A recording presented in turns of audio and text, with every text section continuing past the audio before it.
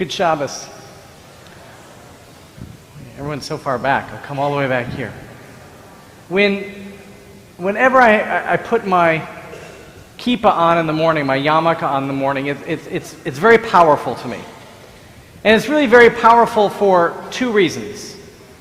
The first reason that it's so powerful whenever I put my kippah, my yarmulke on in the morning, it's because I have to make a decision what yarmulke matches with what outfit, and Rebecca doesn't help me. It's much more of a challenge than you realize. The second reason it's so powerful is because whenever I put my kippah, my yarmulke on, I know that for the rest of the day when I'm wearing that kippah, I'm a representative of the Jewish people.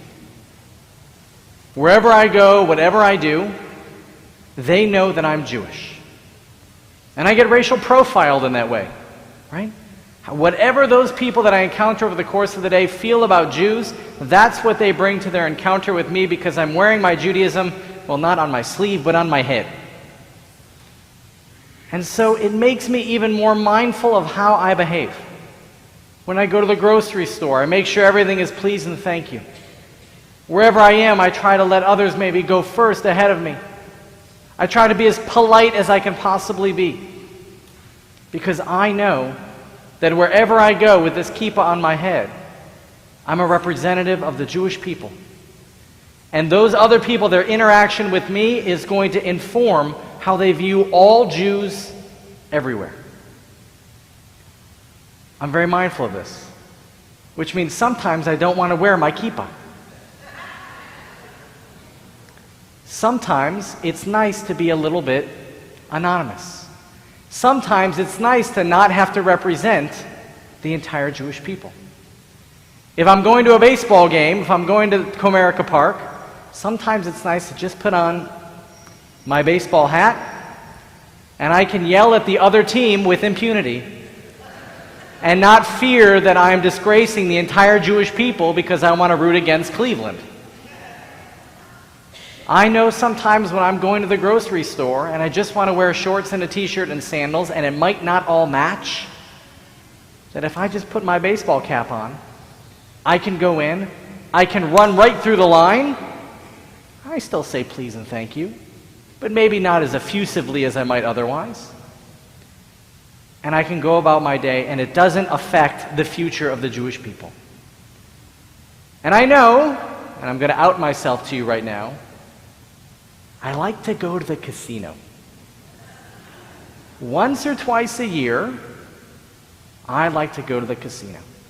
There's nothing halachically wrong with it, I promise you.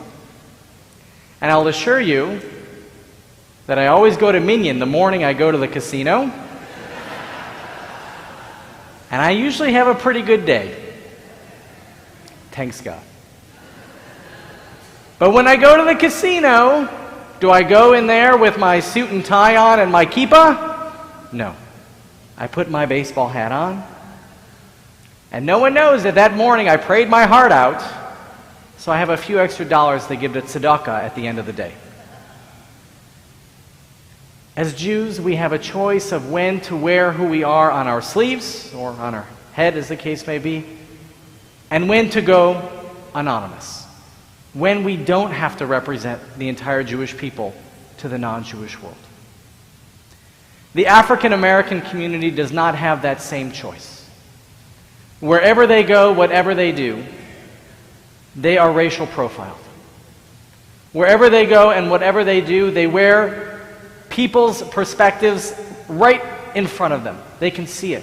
They can't hide. They are who they are. Sometimes that's for good. Sometimes it doesn't make a difference. And we know far too often that they suffer prejudice, that they suffer racism because they can't hide who they are. And so over the last couple weeks we've been watching. And we know about the attack that took place in the church a week or so ago by the mentally ill man who walked into an African American church, opened fire after studying with these people, Bible study for an hour. He then opened fire, I think killing 9 people and injuring others because they were African American.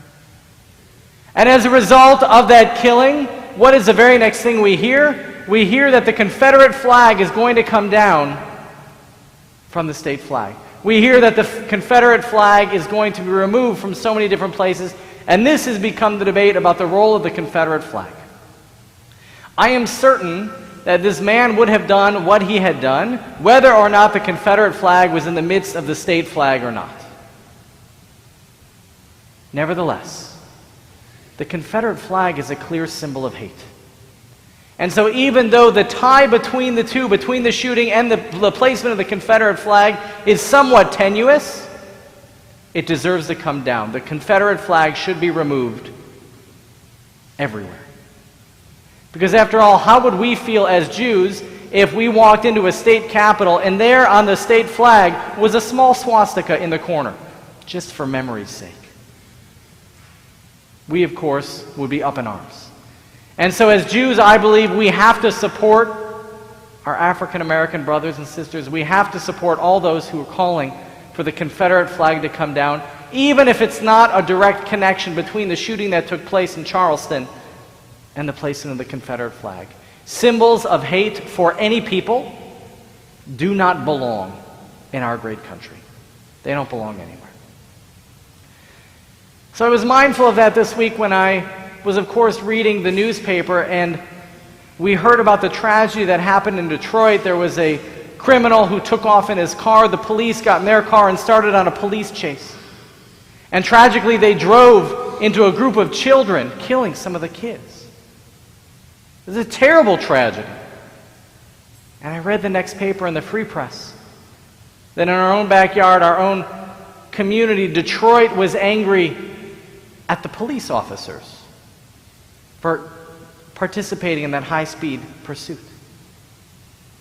And my thought was, aren't we blaming the wrong people here? Shouldn't we be angry at the criminal who took off in the car, not the police who were trying to protect us, who chased after him? And I was wrestling with that when I came to our Torah portion this week, Parashat Chukat. And as I mentioned in Chukat, Miriam dies, Aaron dies.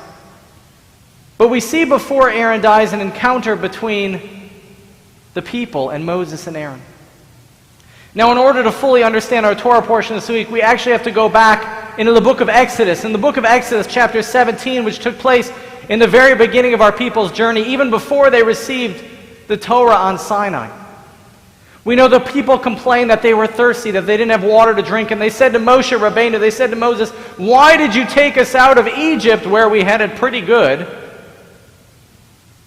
in order to bring us out here to the wilderness so we don't have any water and we're going to die of dehydration?" So Moses appeals to God, and Moses says to God, "God, I look terrible here. I brought the people out of Egypt, and here I'm going to let them die without water." So God says to Moses in the book of Exodus, "Okay, Moses, I'm going to make you look good. You strike the rock, and water will pour forth, and the people and their animals will drink." And sure enough, that's what happened. Moses was a hero. He struck the rock, water came forth, and everybody had what they needed. Fast forward now about 39 years to our Torah portion today. And here we are in Parashat Chukat, and we're nearing the end of our ancestors' journey from Egypt to the Promised Land. They've been wandering for 40 years. And sure enough, the same situation happens. Miriam dies. And we know that Miriam was the source of water for the Jewish people. She was endowed with the miraculous ability to find water wherever they were. And so she dies, and the people are worried that they're going to be without water. And again, now they complain to Moses and Aaron. They say, "You took us out of Egypt where we had it so good. We had figs and we had pomegranates and we had all this wonderful food and we had all of the water we needed.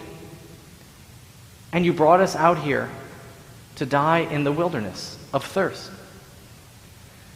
So once again, Moses appeals to God, and Moses says to God, "God, I look terrible here." The people are complaining once again. They're complaining how good they had it in Egypt when they were slaves. And those ingrateful people, Miriam dies, and the next thing they're complaining already again that they don't have any water. Moses says to God, "God, I need to give the people water." So God says to Moses this time, "Okay, Moses, you speak to the rock, and water will pour forth."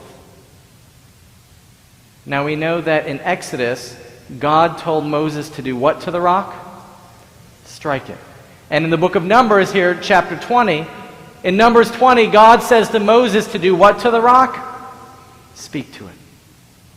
Well, Moses, in his anger and in his frustration with the Israelite people who were constantly complaining, constantly demonstrating their lack of faith in God, who had brought them from slavery into freedom, who had fed them for 40 years that they never starved, who had brought and provided them water throughout all this time, who had allowed them to grow into this great and massive number of people. Moses is so angry that he strikes the rock not once, but twice. Now again, in Exodus, God told Moses to do what to the rock? Strike it. But in Numbers, God told Moses to do what? Speak to it. Moses didn't speak to it. He struck the rock not once, but twice. And he yelled at the Israelites, "You rebels, you want water? I'm going to provide for you water." And that's when he struck the rock not once, but twice. Now, sure enough, water poured forth, and there was enough water for the Israelites to drink and to feed and give water to their animals. But thereafter, God said to Moses, "Moses, because you did not have faith in me, because you did not believe in me, you, Moses, will not be able to enter the promised land. Leadership will be taken away from you and given to Joshua."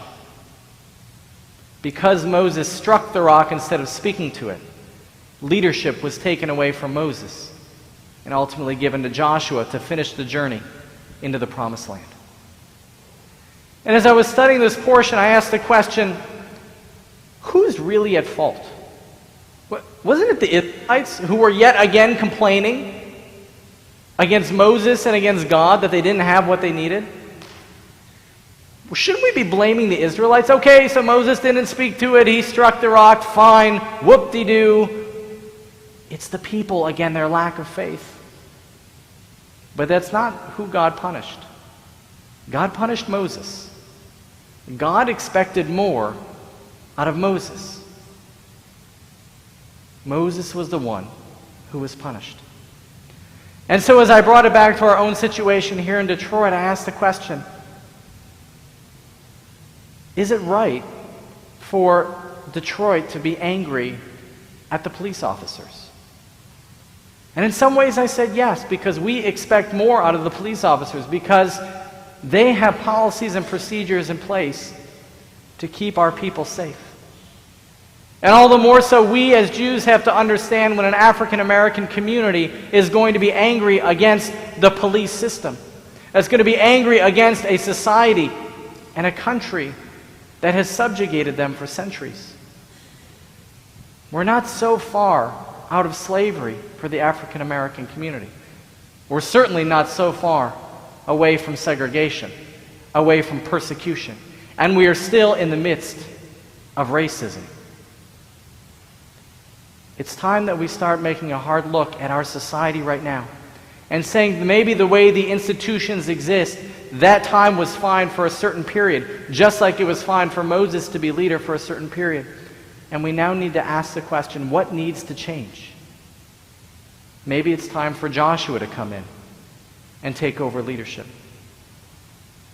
We might be a century and a half away from slavery. We might be decades away from institutional segregation. But we're still in the midst of racism. And as Jews, we understand what that means. As Jews, we have an obligation to stand up for all of those who are in need, all of those who are oppressed and persecuted. So with your permission, I would like to call on our Social Action Committee, whose chair happens to be here. Hi, Adam. I want to call on our Social Action Committee. I want to call on our interfaith outreach people to begin to lead this congregation to ask the question, what can we do to work to end racism? What can we do to build bridges between the Jewish community and the African American community? What can we do to strengthen the bonds between our great synagogue and the churches in our area? Because we live in a world where racism is still present. And it is a Jew's obligation to end oppression, to end suffering, wherever we see it. This Shabbat of Parshat Chukat, where we recognize to everything there is a season, And there is a time for certain generations to end what they do and new generations to come up. Let us work in our own day to end the days of racism and to truly begin a day and an era when all people, when all of God's children can feel the blessings of freedom that we Jews feel, whether we're wearing our kippahs or our baseball hats. Shabbat Shalom.